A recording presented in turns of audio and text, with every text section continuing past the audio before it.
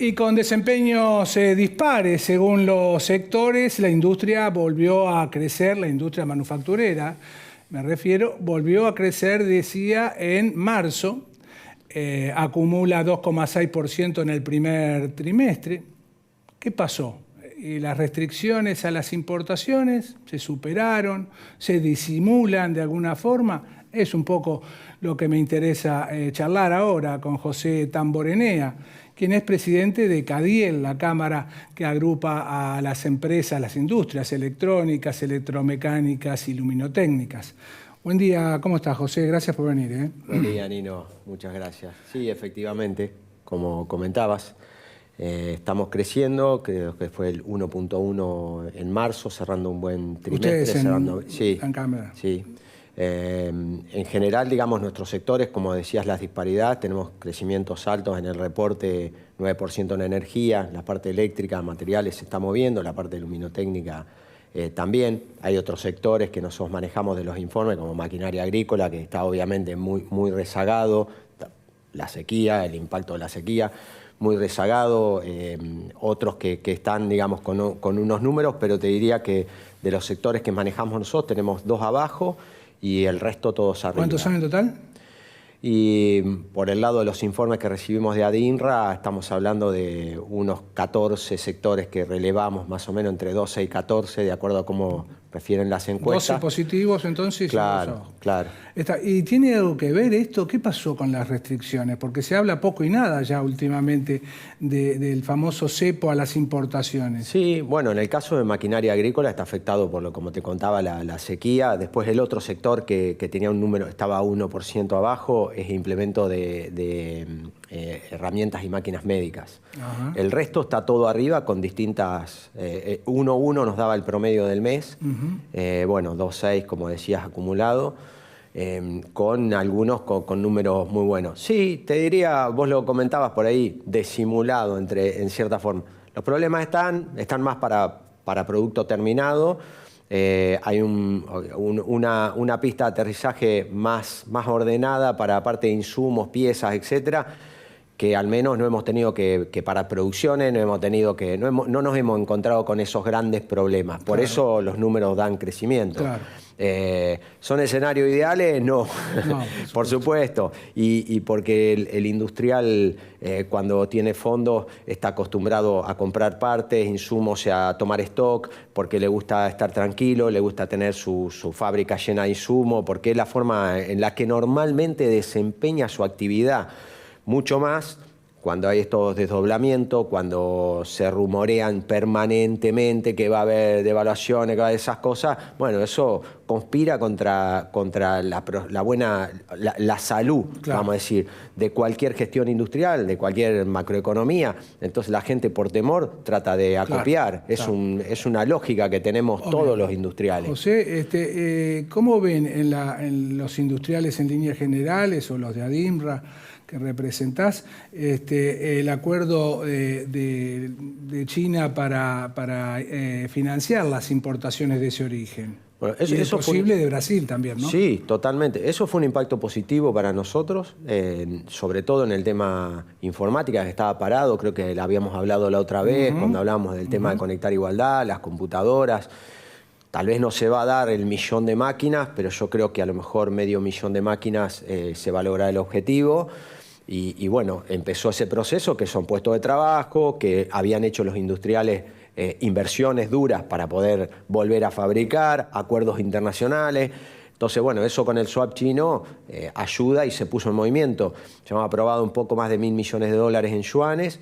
Hay una proyección de que eso hasta agosto va a seguir saliendo en una cantidad, se habla de $800 millones de promedio por mes como forma de administrarla. Y algo parecido se está negociando con Brasil.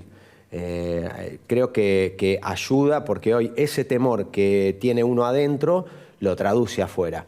Y tener presente que todo el tema de las IRAs tienen un proceso de aprobación para pymes muy chiquitos, hasta $50.000 que se pueden prepagar para no parar producciones, porque la pyme generalmente no tiene financiamiento del exterior.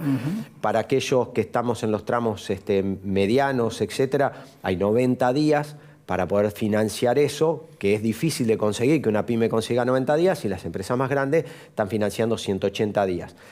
Entonces, el tema es que Brasil, cuando ven las cosas de Brasil, Brasil exige moneda con pago anticipado o pago contra entrega, y entonces está perdiendo exportaciones argentinas de mano de China. Claro, porque tengo entendido, José, de que un poco la negociación, en buenos términos, desde luego, la negociación del equipo económico con el Plan Alto, con Brasilia, fue, mire que ustedes van a perder ventas a la Argentina a manos de China de esta forma, y eso llevó a los brasileños a decir, bueno, vamos a hacer algo al respecto. ¿A vos te consta que fue así? Sí, sí, y no solamente digo, o sea, es un vamos a ocurrir, sino que está ocurriendo. Ajá. O sea, se perdieron estadísticas en las que Brasil perdió en los últimos años cerca de 4.000 millones de dólares de exportaciones a Argentina, y parte de esto es por no tener financiación. Claro. Que sí te está dando hoy Oriente. Claro. Entonces, frente a esa discusión,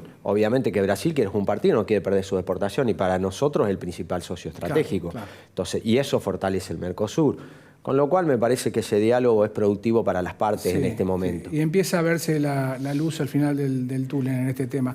Donde no aparece la luz al final del túnel es en el tema de la inflación, que sigue siendo muy alta, castiga. Vos hablaste de los riesgos de la devaluación, del ruido político que genera todo esto, por supuesto. ¿De alguna forma los está afectando esto? Sí, nos afecta sobre todo a muchas de las empresas que representamos en Cadiel, que tienen, o sea, que comercializan mucho con el Estado, se rigen mucho por el tema del régimen de compras públicas. Las licitaciones. Claro, las licitaciones, fuera de algunas muy puntuales, con energía, grandes, con transformadores, con seccionadores, con plantas de montaje, etcétera, ocurren en pesos. Y en este país, cuando vos proyectás sobre lo anterior, o sea, sobre la historia. Entonces decís, che, venimos al 5%, al 4% de evaluación o de inflación mensual. Lo armaste el proyecto para ejecutarlo de acá a 180 días, y cuando llegan esos 180 días y vas a publicar, la inflación es del 7,5%, claro, del 8%, del 7%. Entonces ya te desfasaste en toda tu proyección, por más que la hiciste, te comiste 2 o 3 puntos mensuales en ese gap de tiempo, llámese 6, 3 meses, o etcétera. Y después además se hizo todo más lento, porque como cuesta un poco conseguir producto, porque los stocks están un poco reducidos, porque hay que administrar los tiempos, porque el lead time de abastecimiento se hizo más lento y se hizo más largo en el tiempo. Entonces todo eso termina desfasando otro mes. Y no es un mes de 4, es un mes de 7,5. Claro. Entonces cuando vos te perdiste 3 meses o 4 meses, 2, 3 puntos de diferencia, más un mes que te comiste en publicar por toda la problemática, por el ruido, por lo que sea, cuando sumás son 15%, y eso es la utilidad entera de una operación, digamos, en lo nuestro. Entonces, ¿trabajás a pérdida o trabajás para no ganar? Claro. ¿Y cuál es el impacto que calculan en la rentabilidad del negocio con los municipios, con los gobiernos locales, en definitiva? No, es uno de los grandes problemas que tenemos hoy. Yo escucho siempre, y de hecho nosotros somos parte, y también compartimos la solución con el tema de que hoy hay mucho empleo, o sea, hay un desempleo bajo porque se han creado muchos puestos de trabajo. Nosotros venimos creando puestos de trabajo, más de 30.000, y resulta que el salario no alcanza. Y eso le pasa a la pyme. Las rentabilidades no dan. Son rentabilidades, o sea, los números son muy finitos, se margina poco, porque cuando vas a cobrar no podés reponer, porque tampoco hay tanto instrumento para cubrirte de los insumos que entregaste en la fabricación, porque obviamente no se pueden comprar billete duro, porque bueno, si bien hay instrumentos financieros ahora que se generan estos bonos duales, eso no existían hace un tiempito atrás, y siempre vos la corres de atrás. Entonces, son todos problemas a administrar. Obviamente una macroeconomía ordenada es un escenario ideal para nosotros. Uno puede planificar. Cuando se dan todas estas distorsiones, entran todo en modo de supervivencia. Y la supervivencia no es ganar plata. La supervivencia es no cerrar, no perder, no despedir, protegerse, cuidar lo que tenés. Eso no es proyectar. Claro. Es las cosas que tenemos que corregir. José, en este escenario, ¿se puede decir que hay crédito suficiente en la Argentina? No sé si suficiente, pero crédito hay. De hecho, bueno, nosotros mismos tomamos la semana pasada crédito para capital de trabajo, para estas cosas que te digo, porque si no te descalzás, porque se acelera la inflación y la gente necesita los papeles, ya sea un e-check o un cheque, etcétera, para moverse, para seguir agilizando esa cadena productiva de valor.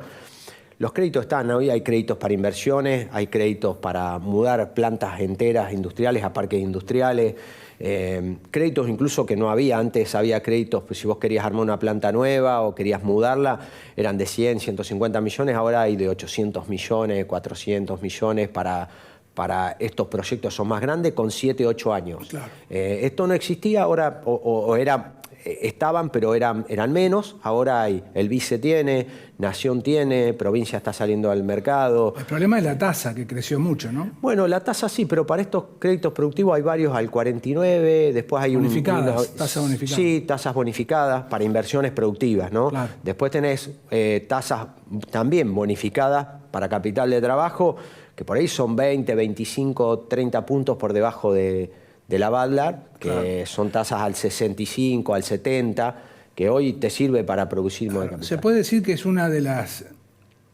líneas de tasa bonificada, me refiero. Es una de las grandes diferencias con los gobiernos, con gobiernos anteriores que tuvieron que subir la tasa para corregir desvíos macro, pero no hubo líneas en este sentido, a tasas bonificadas, créditos blandos, ¿una palabra? Sí, correcto. Digamos, esa es la idea, digamos. Cuando tiene un país que se distorsiona mucho en impuestos, como nos pasa a nosotros, siempre hablamos de lo que es la economía formal, el impacto de los impuestos, cómo alcanzan a todos nuestros productos. De algún lado tiene que haber un paliativo, porque si encima el esquema financiero está apuntado a la famosa bicicleta, a rentabilidades, a rulos, como estamos permanentemente leyendo en el diario, bueno, es el peor de los escenarios. Obviamente tiene que haber créditos productivos que estén en cierta forma subsidiando la producción, que es lo que genera riqueza genuina, claro, porque todo lo demás es una extrapolación de una riqueza en un rulo financiero que no le deja nada a la sociedad. Exactamente, para tener en cuenta en estos tiempos electorales, claramente, ¿no? José, como siempre, muchísimas gracias, fuiste re claro. Un placer. Gracias. José Tamborenea, presidente de la Cámara de la Electromecánica, la Electrónica y la Luminotécnica. Después de la pausa, más mercados por expertos.